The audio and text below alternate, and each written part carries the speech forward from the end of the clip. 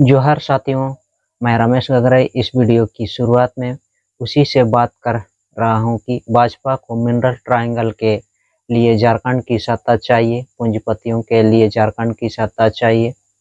छत्तीसगढ़ में जिस तरह से कोल ब्लॉक को अडानी के हाथों सरेंडर किया गया है, हजारों हेक्टेयर हंसदेव जंगल को बर्बाद कर दिया गया, यह सब घटनाएं दुनिया के सामने है। उसी जैसे उड़ीसा में पहली बार भाजपा सत्ता में आई और कुछ दिनों का हमें इंतजार करना पड़ेगा किन किन कंपनियों से खनिज का लीज छीना जाएगा। इस कड़ी में मिनरल ट्रायंगल के हिसाब से झारखंड की सत्ता हथियाने के लिए जो भी हथकंडे अपनाए जा रहे हैं वह प्रयास अभी कम ही है। हो सकता है आने वाले समय में इससे भी ज़्यादा प्रयास हमें देखने को मिलेगा। संताल परगना क्षेत्र में पावर सेक्टर और कोलकाता कोयला की खदान है। एसपीटी एक्ट के होते हुए भी अडानी का गोड्डा का पावर प्लांट को स्थापित किया गया है। जब अब चूंकि बांग्लादेश में तख्ता पलट हो चुका है, सामान्य से 5 गुना ज़्यादा कीमत में बांग्लादेश को बिजली बेचा जा रहा था। तख्ता पलट के साथ ही गोड्डा का पावर प्लांट का व्यवसाय ठप हो गया, जिससे बचाने के लिए मोदी सरकार ने गोड्डा पावर प्लांट से बिजली को भारत में ही बेचने की अनुमति दे दी। उत्तराखंड प्राकृतिक संसाधनों से भरा हुआ प्रदेश है। जब से उत्तराखंड में भाजपा की सरकार आई, योजनाओं या परियोजनाओं की बाढ़ से आ गई। बिना पर्यावरण समागत रिपोर्ट या इन्वायरमेंट इम्पैक्ट असेसमेंट रिपोर्ट के ही बहुत सारी परियोजनाओं को हिमालय श्रृंखला में लागू किया गया। पिछले साल भर में हमने लगातार उत्तराखंड में लैंडस्लाइड की खबरें सुनते आ रहे हैं।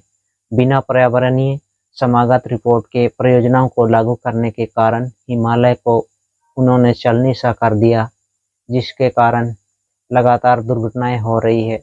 झारखंड में भी यदि भाजपा की सत्ता आती है तो यहाँ पहले से ही भूमि अधिग्रहण अधिनियम 2013 को रघुवर दास सरकार ने बदलकर पर्यावरणीय समागत रिपोर्ट की आवश्यकता को समाप्त कर दिया है।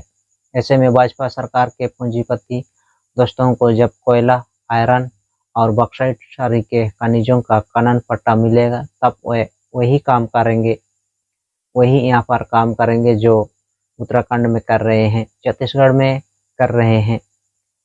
झारखंड के जंगल, जल और जमीन का विनाश बहुत तेज गति से होगा। चंपई सोरेन प्रकरण से कुछ बातें मैं बताना चाह रहा हूँ। एक तो कि चंपई सोरेन जी के साथ जम्मू से कोई भी विधायक नहीं टूटा, वह अकेले अपने बेटे के साथ अमित शाह से मिले। पिछली बार भी दिल्ली गए थे, लेकिन डील जब फाइनल नहीं हुई तब चुपके से वापस आ गए। इस बार हिमंता बिस्वा शर्मा ने अमित शाह से मीटिंग के तुरंत बाद एक्स पर यानी कि अमित शाह से मिलने के बाद और मीडिया में अमित शाह से मिलने की खबर आ जाने से अब उनके पास भाजपा में विलीन हो जाने के सिवा कोई विकल्प नहीं रहा। डील हुई या नहीं हुई अब यह महत्वपूर्ण नहीं है, भाजपा में जाना ही उनका राजनीतिक अस्तित्व रह गया है। इस बीच Z+ की सुरक्षा के तहत चंपई सोरेन की गतिविधियों को भाजपा लगातार मॉनिटर करेगी। कौन उनसे मिल रहा है, कहाँ मिल रहा है आदि। दूसरी ध्यान देने वाली बात यह है कि भाजपा के जो कोर कार्यकर्ता हैं या नेता हैं, आप देखेंगे कोई भी इस दरमियान में सामने नहीं आए। हिमंता बिस्वा शर्मा प्रेस से बात करते हैं तो दूसरे प्रेस ब्रीफिंग में चंपई सोरेन सामने आते हैं। हिमंता बिस्वा शर्मा अकेले प्रेस ब्रीफिंग के किए तो चंपई सोरेन के पीछे में संजय सेठ जी दिखते हैं। यह दोनों नेता भाजपा के वैचारिक आंदोलन के नेता नहीं हैं। संजय सेठ कभी सभा के राज्यसभा सांसद हुआ करते थे, तो दूसरी तरफ हिमंता बिस्वा शर्मा भी कांग्रेस से आए हुए आयातित नेता ही हैं। एक तरह से भाजपा का कोर पर्सन कोई नहीं है। हालत यह है कि भाजपा को अपनी विचारधारा के लोग नहीं मिल रहे हैं। बाहर से आयातित लोग भाजपा को आज चला रहे हैं। अर्जुन मुंडा, बबूलाल मरांडी, रघुवर दास और मधु कोड़ा जैसे पूर्व मुख्यमंत्री लोग पहले से ही भाजपा में शामिल हैं। हिमंता बिस्वा शर्मा बोल रहे हैं कि चंपई सोरेन बहुत बड़े नेता हैं, तो क्या इन सभी पूर्व मुख्यमंत्रियों से बड़े नेता के रूप में भाजपा में शामिल हो रहे हैं? हेमंत बिस्वा शर्मा के बातों से तो यह स्पष्ट हो रहा है कि भाजपा के बड़े नेताओं की घोर कमी है, इसलिए चंपई सोरेन जैसे बड़े नेता को पार्टी में लाया गया। अब यह पूर्व मुख्यमंत्री खुद समझेंगे कि यह बड़े हैं कि छोटे हैं। अब यह भारतीय जनता पार्टी को देखना है कि उनकी डील चंपई के साथ क्या है, और चंपई सोरेन को यह देखना है कि वह कितने बड़े नेता हैं, क्योंकि अब जब पार्टी में शामिल हो रही हैं तो उनके साथ कोई नहीं है। इस तरह से दोनों तरफ से चंपई सोरेन के लिए कांटों भरा रास्ता बिछा हुआ है। दिख रहा है ना उनके पीछे कोई दिख रहा है, और ना ही भाजपा का या आरएसएस के लोग इस अभियान में शामिल है। इन हालातों में क्या भाजपा चंपई सोरेन को मौजूदा पूर्व मुख्यमंत्री से बड़ा नेता के रूप में प्रोजेक्ट कर सकती है? शायद ही ऐसा हो। भाजपा भी नमूनों से बड़ी पार्टी है।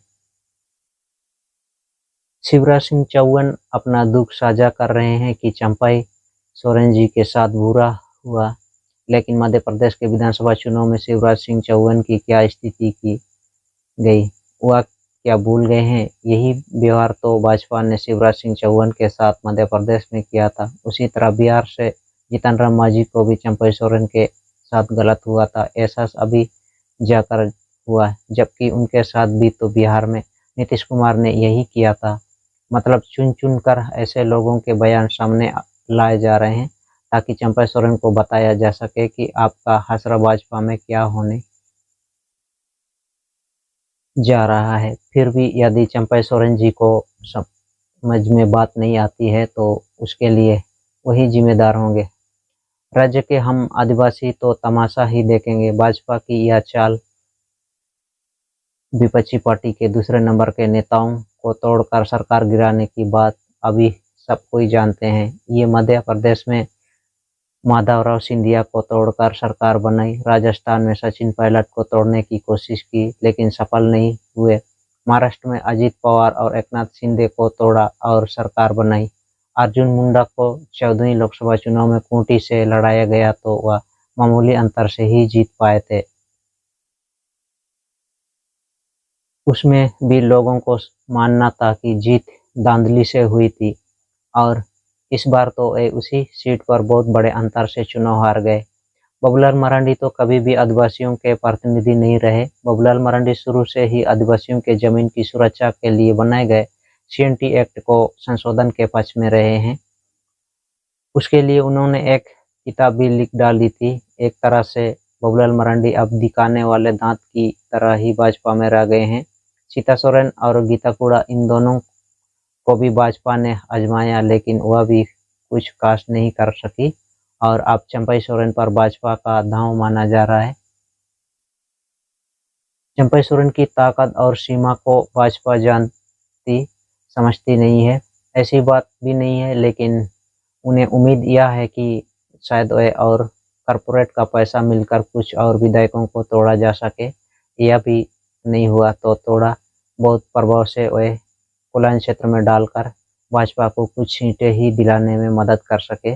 लेकिन आदिवासी जनता शायद अब उतनी बेवकूफ़ नहीं है जितना भाजपा समझ रही है। भले भाजपा के लिए आदिवासी सिर्फ एक वोटर है, लेकिन भाजपा इन खुली तिकड़म को वह भली भांति देख और समझ रही है। भाजपा ने पूरे 5 साल जिस तरह जम्मू के नेतृत्व में चलने वाली सरकार को अस्थिर करने की लगातार कोशिश की, कभी लाभ के पद को मुद्दा बनाया तो कभी फर्जी जमीन की खरीद को, फिर बिना ठोस आधार के हेमंत सोरेन को जेल भेजना, और अब पार्टी को तोड़ने की कोशिश। इन सब का जवाब भाजपा को देना तो होगा ही, वोट के रूप में हो या संगठन के रूप में। असर तो दिखेगा। बाकी आप भी कुछ बताइए कि चंपई सोरेन के भाजपा में जाने से क्या असर दिखेगा। इस वीडियो में इतना ही। अगले वीडियो में फिर मिलते हैं। सबों को जोहार, धन्यवाद।